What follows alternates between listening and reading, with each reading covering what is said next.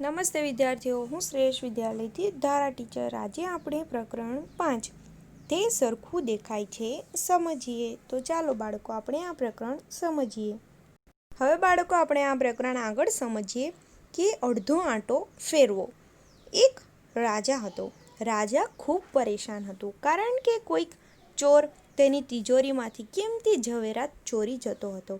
રાજાની તિજોરી દેખાવમાં આના જેવી હતી. તો જુઓ બાળકો, રાજાની તિજોરી કંઈક આ પ્રકારે હતી તે તમે અહીં ચિત્રમાં જોઈ શકો છો. હવે શું હતું કે તિજોરીનો હાથો અડધો ફેરવવાથી તિજોરી ખુલી જતી હતી. હાથાને ફરીથી અડધો ફેરવવાથી તિજોરી બંધ થઈ જતી હતી. એટલે શું હતું કે જો તિજોરીનો હાથો એવો હતો કે તેને જો આપણે અડધો ફેરવીએ તો તે તિજોરી ખુલશે અને પાછો અડધો ફેરવીએ તો તિજોરી બંધ થઈ જશે. રાજા ઘણીવાર તિજોરીને બંધ સમજી ખુલ્લી રાખતો હતો. તેના કારણે તમે તેના કારણનું અનુમાન કરી શકો. એટલે કે શું થતું હતું તેનું તમે શું અનુમાન કરી શકો? જો તે તિજોરી ખુલ્લી રહી જાય તો તેમાંથી ચોરી થઈ જાય કે અહીં ખુલ્લી તિજોરી અને બંધ તિજોરીનો હાથો એક સરખો દેખાતો હોવાથી રાજાને તિજોરી ખુલ્લી છે કે બંધ તેની સમજવામાં મૂંઝવણ થતી હતી. એટલા માટે ચોર ચોરી કરી જતો હતો. ત્યારબાદ સમજીએ. હવે જુઓ, આ રીતે દેખાતું હતું કે ખુલ્લી હોય ત્યારે આ રીતે દેખાશે અને બંધ હોય ત્યારે પણ આ તિજોરીનો હાથો આ જ રીતે દેખાય છે. તો હવે સમજીએ આગળ. એટલે રાજાને મુશ્કેલી થતી હતી કે તિજોરી બંધ છે કે ખુલ્લી છે.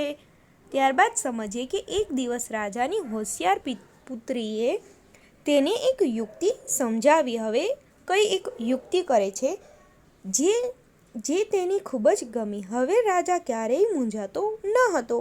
તેનું અનુમાન કરી શકો કે તે યુક્તિ શી હતી. તો જુઓ બાળકો, રાજાની પુત્રી શું કરે છે કે જ્યારે ખુલ્લી હોય તો એક પીળા રંગ પર આ રીતે ટપકું કરી દીધું. જો ખુલ્લી હોય તો આ ટપકું આગળ આવે અને બંધ હોય તો આ ટપકું દેખાય નહીં, એટલે અંદર જતું રહે. રાજાની પુત્રીએ રાજાની તિજોરીના હાથાના પીળા રંગના ધાર પર એક ટપકું કરવા કહ્યું. રાજા પાસે અલગ અલગ ઘણી તિજોરીઓ હતી. તપાસ કરો કે કયા હાથાને અડધો ફેરવવાથી તે રાજાએ એ જ રીતે ભૂલ કરી શકે છે. ત્યારબાદ તેની બીજી તિજોરીના હાથા પણ તે લોકો જોઈ છે. આમાંથી દરેક પ્રશ્ન ઉકેલવા તમે શું કરશો? એટલે અહીં આપ્યું છે કે આમાંથી દરેક પ્રશ્ન ઉકેલવા માટે તમે શું કરી શકો? તો જવાબ આવશે કે અહીં ચિત્રમાંથી દરેક તિજોરીના હાથાને અડધો ફેરવવાથી રાજા આગળ મુજબ જ ભૂલ કરી શકે છે. આ પ્રશ્નને ઉકેલ લાવવા દરેક હાથાની ધાર પર ટપકું કરી તેની સ્થિતિ પરથી તિજોરી ખુલ્લી હશે કે બંધ તે જાણવાની સરળતા રહેશે. એટલે કે કોઈ એક હાથા પર તમારે ટપકું કરી દેવાની કે તમારે યાદ રાખવાનું કે આ રીતે ખુલ્લી છે તો એના વિરુદ્ધ રીતે બંધ રહેશે. આ રીતે પ્રશ્ન ઉકેલી શકાય છે. અડધો આંટો ફેરવવાથી અમને એમનું કેમ એમ. અડધો આંટો ફેરવે તો એમનું એમ જ. અનુમાન કરો કે નીચે આપેલા આકારોમાંથી કોને અડધો આંટો ફેરવવાથી એનો એ જ આકાર દેખાય છે. તો જુઓ બાળકો, અહીં તમને જુદા જુદા આકારો આપ્યા છે. તો આકાર નંબર 5 અને 7 સિવાય હવે જુઓ 5 અહીં નંબર આપી દઈએ આપણે કે આ 1 2 3 4 5 6 7 7 આકાર છે. તો આકાર નંબર 5 અને 7 આના સિવાય બધા આકારો છે તે આકારને અડધો ફેરવવાથી તેનો તે જ દેખાય છે. જાણ કે ચોરસ છે તો ચોરસને તમે અડધો ફેરવો તો ચોરસ તો ચારે બાજુ ચોરસ જ રહે. ચારે બાજુ સરખા હોય છે ચાર બાજુ ચોરસની, એટલા માટે તે એનો એ જ દેખાશે. ગોળ છે તો ગોળ પણ એનો એ જ દેખાય. એટલે આ રીતે તમે 5 નંબર અને 7 નંબરના આકારો અલગ દેખાશે. તેના બીજા બધા આકારો તેના તે જ દેખાશે. ત્યારબાદ સમજીએ. મેં બતાવવા તમારા માટે અઘરું છે? જો હા, તો તમારું અનુમાન ચકાસવાનો એક રસ્તો છે.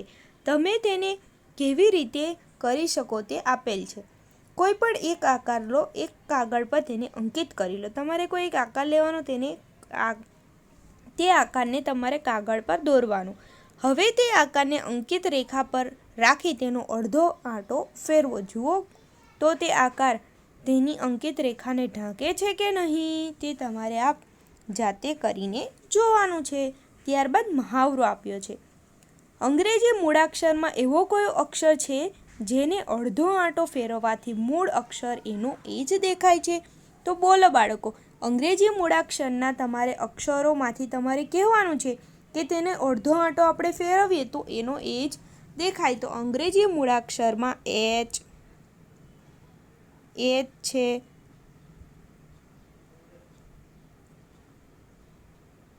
ત્યારબાદ આઈ, ત્યારબાદ છે એન, આ બધા કેપિટલ લેવાના છે. ત્યારબાદ ઓ, ત્યારબાદ એસ, એક્સ અને ઝેડ.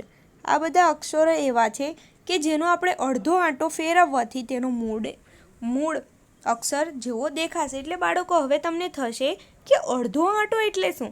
એટલે કે જો આ એચ છે તેને આપણે એમ ફેરવીએ, આમ તમે ફેરવશો, આ રીતે તમે ફેરવશો તો તેનો અક્ષર એનો એ જ દેખાશે. કે કારણ કે એ જ છે તો તેને તમે ફેરવો તો તમને એનો એ જ જોવા મળે છે. એ જ રીતે આઈ, એન, ઓ, એસ, એક્સ અને ઝેડ તમને ફેરવવાથી એના એ જ જોવા મળશે. હવે આઈ છે તો આપણે આમ લખીએ અને આ રીતે આમ કરીને ફેરવીએ તો પણ આ જ દેખાવાનું છે. આ રીતે નીચે દર્શાવેલા કયો અંગ્રેજી શબ્દને અડધો આંટો ફેરવતા તેનો તે જ શબ્દ વંચાય છે? એટલે આનો આ જ શબ્દ વંચાય એ કયો શબ્દ છે? તો નીચે જે આ જવાબ આવશે MOW, એટલે કે આ બીજો આ અક્ષર એમનો એમ જ વંચાય. ત્યારબાદ એની બાજુનો અક્ષર છે કે SWIMS, એ પણ એનો એ વંચાય. SIM પણ એ જ વંચાય અને NWO આ પણ અક્ષર એનો એ જ વંચાય છે. ત્યારબાદ સમજીએ કે 0 થી 9 સુધીના અંકોને અડધા આંટામાં ફેરવતા તેમાંથી કયા અંકો મૂળ અંકો જ દેખાય છે? તો એક તો 0 છે તો તે એનો એ જ દેખાશે. ત્યારબાદ 1 તો એક જ લીટી છે એ, અને 8 તો એનો એ જ દેખાશે. 2, 3 અને 4 અંકવાળી સંખ્યાઓ વિશે વિચારો જેનો અડધા આંટામાં ફેરવતા તે એક જ સંખ્યા દેખાય. એટલે તમારે સંખ્યા વિચારવાની છે. કારણ કે 2 અંકની સંખ્યા છે તો બાળકો તે આપણે ચિત્ર દ્વારા સમજીએ. હવે બાળકો બે અંકોની સંખ્યા છે, કારણ કે 11 અને 88 છે. તો 2 અંકની આ બે એવી સંખ્યા છે કે જેને આપણે અડધો આંટો ફેરવીએ, એટલે કે તેને આપણે અડધી બાજુથી જોઈએ તો તેનો આંટો એ રીતે ફેરવીએ કે જુઓ બાળકો, આ 1 છે અને આપણે ફેરવીને ફેરવીને તેને 1 લખીએ તો પણ એનો એ જ દેખાશે. એ જ રીતે 88 પણ એ જ છે. ત્યારબાદ 3 અંકોની સંખ્યા પણ તમે જોઈ શકો છો.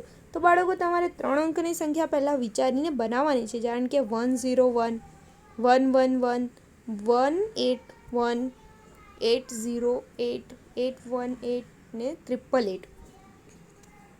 ત્યારબાદ 4 અંકની સંખ્યા છે તમને આપવામાં આવી છે. આ 4 અંકોની સંખ્યા જુઓ બાળકો, હા ખાસ તમારે નોટબુકમાં નોંધ કરીને લખવાનું છે કે 100, 4 અંકોની સંખ્યા જોઈએ તો 1001, પછી 4 વખત 1, 1881, પછી 8008, 8118, પછી 4 વખત 8. આ રીતે સંખ્યા તમે બનાવી શકો છો. હવે બાળકો આપણે જે સમજી ગયા સંખ્યા તે તમારે અહીં લખી દેવાની છે.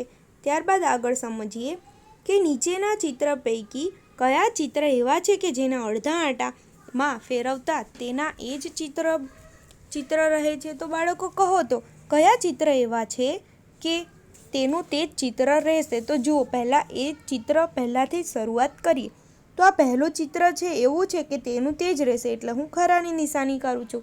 ત્યારબાદ આ બીજું ચિત્ર છે તેનું તે જ રહે? તો ના, આ ચિત્ર બદલાઈ જશે. ત્યારબાદ આ ચિત્ર છે પ્લસનું તેનું તે જ રહેશે. ત્યારબાદ આ ચિત્ર પણ બદલાઈ જશે.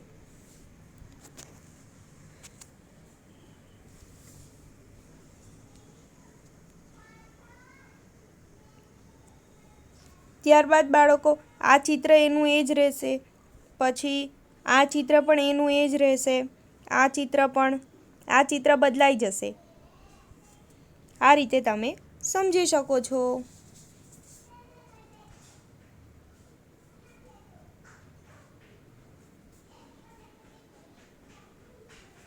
એટલે જુઓ બાળકો, અહીં તમે સમજી શકો કે જો આપણે ચિત્રમાં નીચે નંબર આપી દઈએ તો આ A, B, C, D, E, F, આ G અને આ H. તો હવે જે મેં ચિત્ર કહું તે ચિત્રને અડધા આંટામાં ફેરવતા એના એ જ ચિત્ર રહેશે. તો ચિત્ર A છે તો એનું એ જ રહેશે. ત્યારબાદ C છે તો C પણ એનું એ જ રહેશે. ત્યારબાદ ચિત્ર નંબર F છે તો F પણ એનું એ જ રહેશે અને H છે તે પણ એનો એ જ રહેશે. એટલે કે ચિત્ર A, ત્યારબાદ ચિત્ર C, ચિત્ર નંબર F અને H એવા ચિત્ર છે કે જેને આપણે ફેરવીએ, અડધો આંટો ફેરવીએ તો એનું એ જ ચિત્ર રહે છે. આ તમારે ટીક કરવાનું છે. ત્યારબાદ સમજીએ આપણે આગળ કે અહીં બાળકો, અહીં એક તમને પ્રવૃત્તિ આપેલી છે કે પવનચક્કી તમે બનાવી શકો છો.